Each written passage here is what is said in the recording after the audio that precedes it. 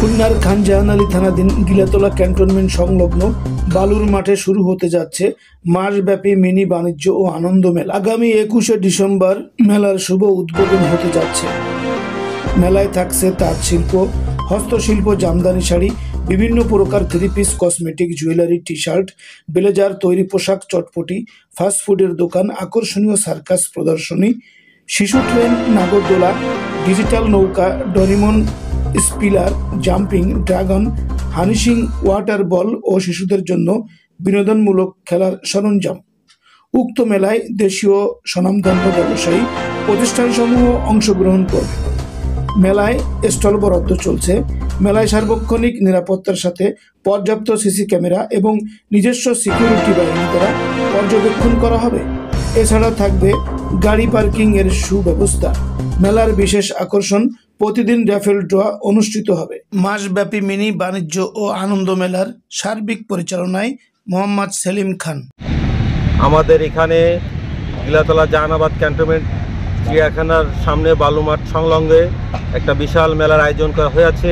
এই মেলাটায় 21শে ডিসেম্বর শুভ উদ্বোধন হতে যাচ্ছে। আপনাদের সবাইকে আমন্ত্রিত। এবং আনন্দ মেলার আয়োজন করা হচ্ছে।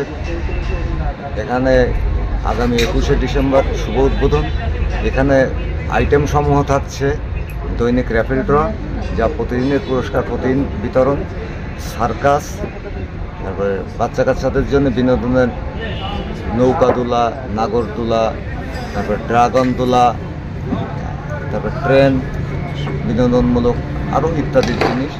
এবং আপনার কেনাকাটার জন্যে বিভিন্ন প্যাভিলিয়ন আছে, যেখান থেকে আপনি শাড়ি লুঙ্গির থেকে শুরু করে আপনি ইমিটেশনের যত পদের অলংকার আছে এইটা পাবেন, কসমেটিক্স পাবেন, থ্রি পিস।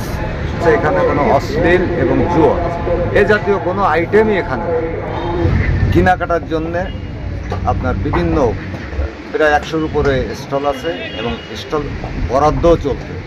কেউ যদি ইচ্ছা প্রকাশ করেন যোগাযোগ করবেন, সরাসরি মাঠে আসলেই কমিটির লোকজন পাবেন, সেটা কথা বললে যার যে আইটেমের সেটা নিতে পারবেন।